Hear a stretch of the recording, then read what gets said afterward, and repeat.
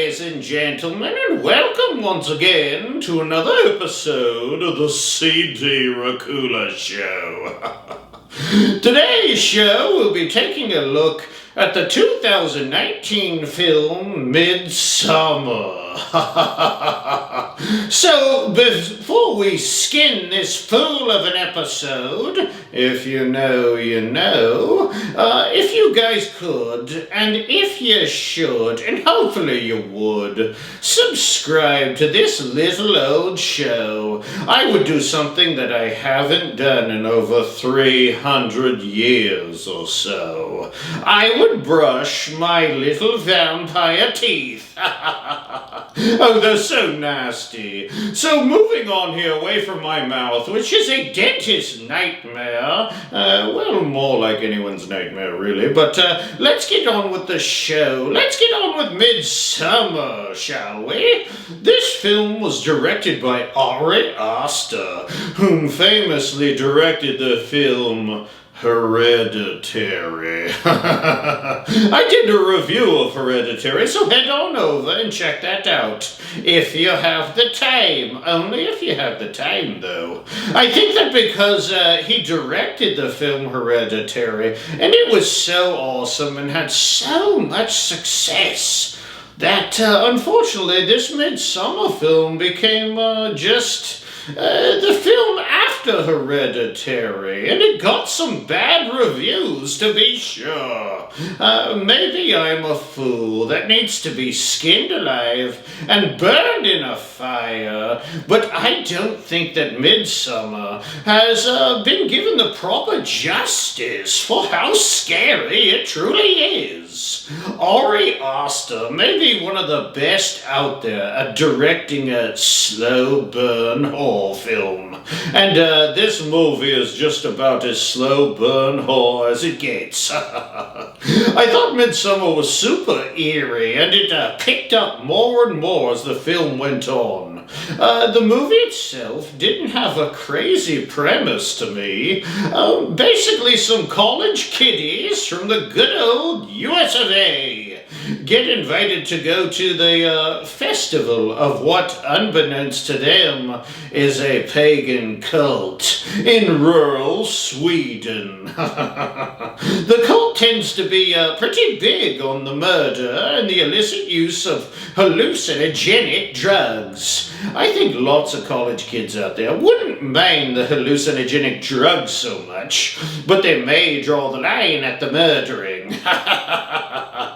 Here's where I do think the movie kind of goes off the rails a little bit, and I think in real life it just wouldn't work. Beware, spoilers are a-coming here. So if you haven't seen this film yet, this is your warning.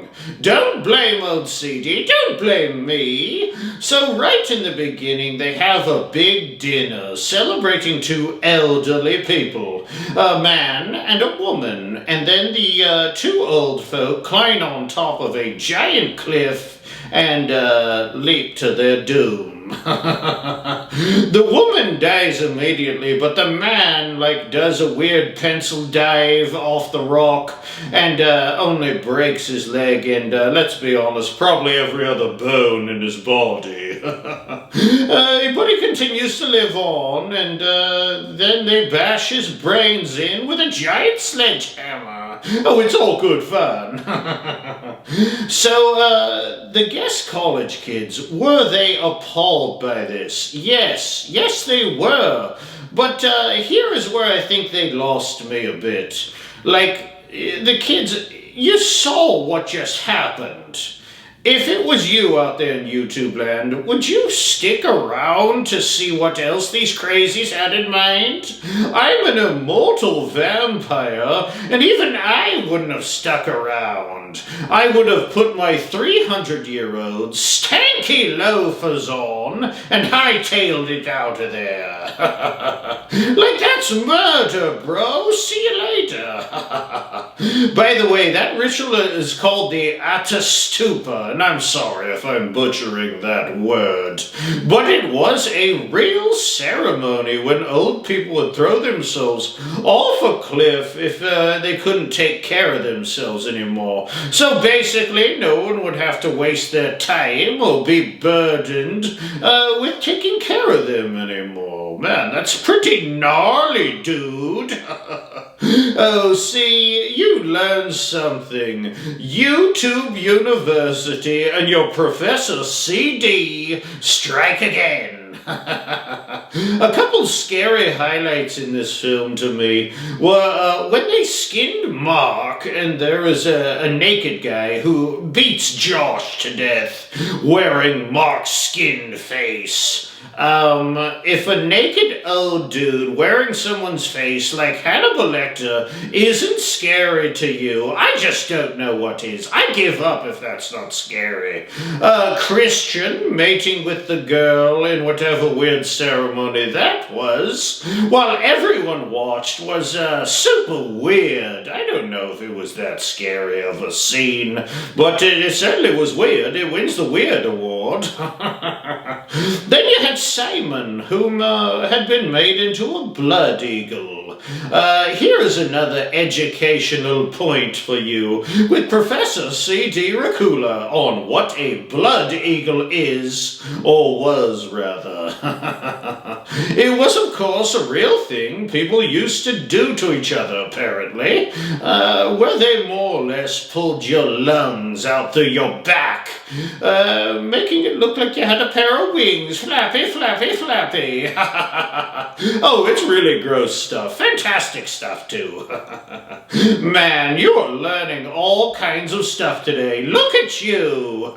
Look at you go. The final point had me freaked out was when they drugged up Christian and put him inside of a hollowed out bear, a real bear, and his supposed girlfriend, Danny, the May Queen, in full flower regalia, watched as he was burned alive, and then she smiled to herself. Why did she smile? I don't really know, but there are lots of theories out there. I mean, they did have relationship problems throughout the story, but here's my thoughts, and you can take them or leave them, whatever, I don't really care. But I think that she knew he was planning on breaking up with her, and this was kind of her way of keeping him hers forever in some sort of sick, twisted way.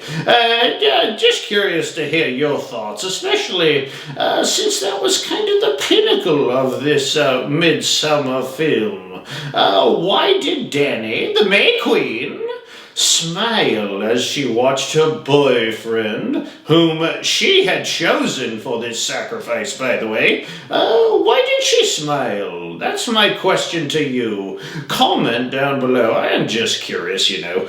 Only if you have the time. So, like I said, this film did have some haters and some bad reviews, but I'm going to be honest, I really liked it, and I thought it was darn tooting good, slow burn horror. So I'm going to give it some pretty decent marks on the old Scarometer. I don't know, why not? I don't care what those so-called critics say. I liked it, and I thought it was scary, and it just so happens I know a thing or two about scary. I would like to take this time to thank you for joining me here on the CD Racoola Show. And if you could hit that subscribe button, I probably wouldn't give you a blood eagle. I said probably. I never promised. I just said probably. But if you never hit that subscribe button, no, you're definitely getting a blood eagle. Yeah, you're gonna get a blood eagle. Please join me next episode of the show when I take a look at Hellraiser Judgment. Oh, that film was absolutely neato. So, till next time, my little bloodbags living out there in YouTube land. If you ever get invited to a place and everyone is super happy, overjoyed and singing, and wearing those stark white karate-looking outfits, you are more than likely in a cult situation, and you should probably take off before they skin you alive, you fool! Ta-ta, my dears, ta-ta!